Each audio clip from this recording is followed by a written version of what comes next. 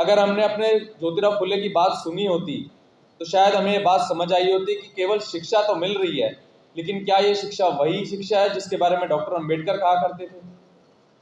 इस देश में बीमारी भी जातियां देख के होती हैं।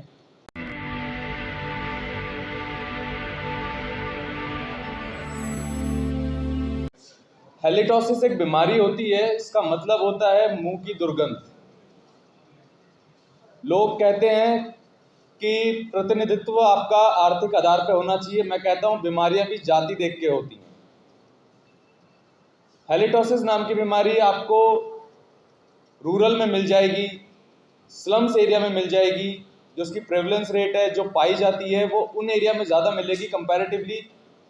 आप दिल्ली के ही साउथ एक्स या डिफेंस कॉलोनी में चले जाएं, आपको वहाँ उसका प्रेवलेंस रेट 0.1% मिलेगा। लोग कहते हैं कि रिप्रेजेंटेशन यानी कि रिजर्वेशन जिसको आमतौर पर बोला जाता है वो आर्थिक आधार पर होना चाहिए, लेकिन इस देश में तो बीमारियां भी जाति देख के होती हैं।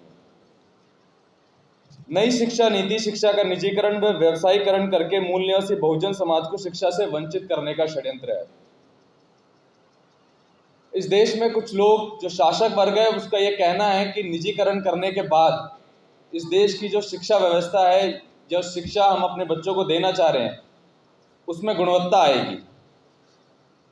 जब से निजीकरण शुरू हुआ खास करके शिक्षा के क्षेत्र में, यदि यह बात सत्य होती तो आज भारत जिसमें शिक्षा का निजीकरण प्राइमरी लेवल पे अच्छे खासे लेवल पे हो चुका है, स्कूल लेवल पे हो चुका है और फर्दर हायर एजुकेशन में हो रहा है।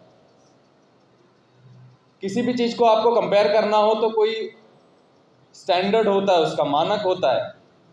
तो अगर उसको ग्लोबल लेवल पे देखा जाए तो भारत की शिक्षा नीति कहाँ खड़ी है?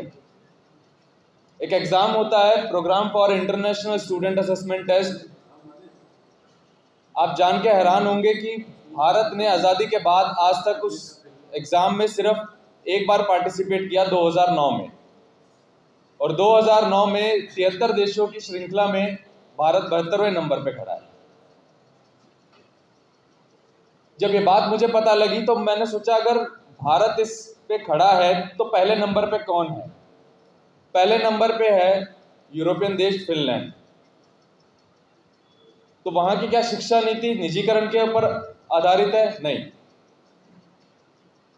वहां जिस व्यक्ति ने, डॉक्टर पासी साइलबर्ग ने पिछले 30 सालों में शिक्षा का रिफॉर्म किया, वो खुद कहते हैं कि कोई भी देश अपना पैसा, अपनी जीडीपी या अपना जो उसकी पॉपुलेशन है उसका बहाना देकर ये नहीं कह सकता कि हम लोगों को शिक्षा सरकारी नहीं दे सकते।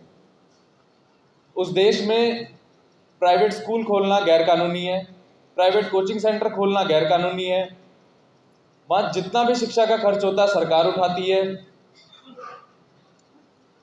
जिस देश में सब कुछ सामाजिक शिक्षा पर निर्भर है वो देश पहले नंबर पे खड़ा है, और जिस देश में नई शिक्षा नीति और शिक्षा का निजीकरण किया जाता है वो 72वें नंबर पे खड़ा है। आप शिक्षा के निजीकरण की बात करते हैं।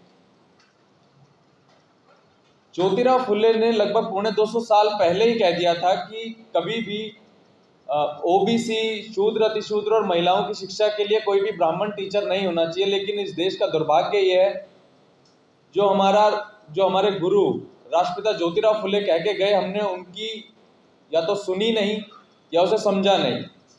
आज़ादी के बाद से लेकर अब तक जितने भी शिक्षा नीति ड्राफ्ट की गई या जो भी शिक्षा मंत्री रहे, ज़्यादातर सवर्ण रहे।